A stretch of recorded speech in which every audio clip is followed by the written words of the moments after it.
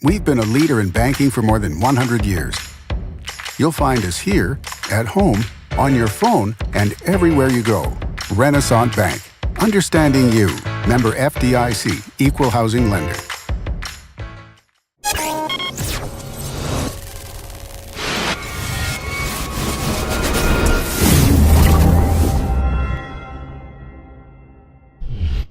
Sponsored by Renaissance Bank. Good morning and welcome to Daily Journal Newsbreak, sponsored by Renaissance Bank. Today is Wednesday, September 5th, and I'm your host, Elizabeth Walters. We're going to take a look at today's top news and sports stories across Northeast Mississippi, but first we'll look at your weather forecast. Today we'll have rain and thunderstorms, mainly this afternoon, and today's high will be around 81 with a low around 72.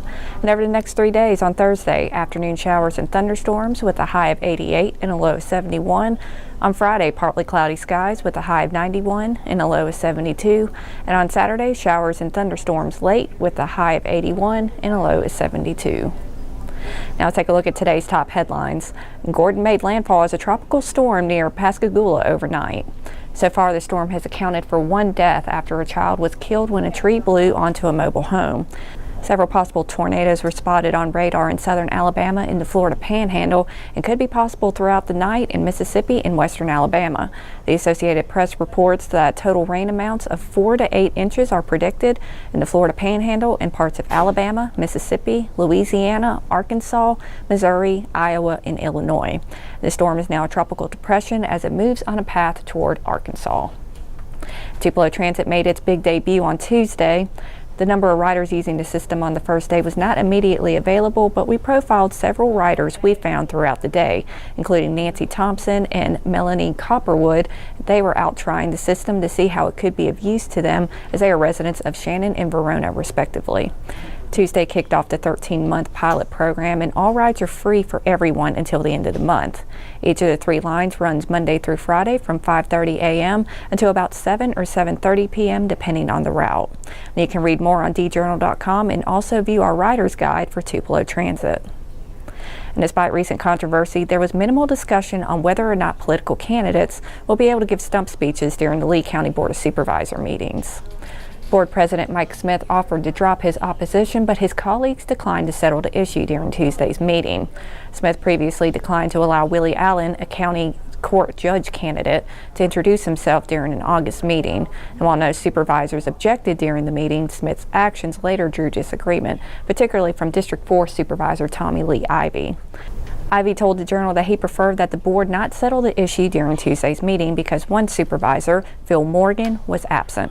While quorum was present, Ivey said he wants full participation when a decision is reached.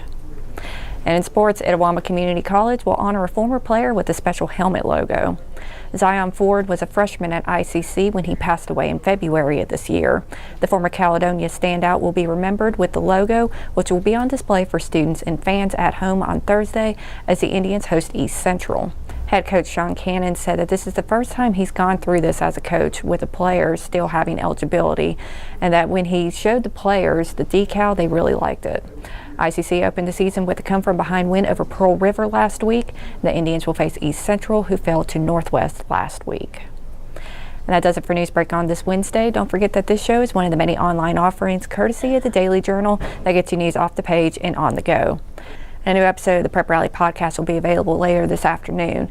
And on this week's show, hosts Brad Locke and Dalton Middleton will look back on Week 3 football action, preview some of this week's top matchups, and a look at how some area basketball coaches are open to the idea of moving to state tournament from the Big House in Jackson.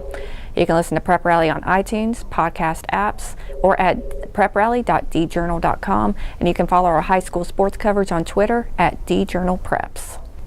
Each story discussed today on Newsbreak can be found in your Daily Journal or online at djournal.com, where you can also find a new episode of Newsbreak each weekday morning.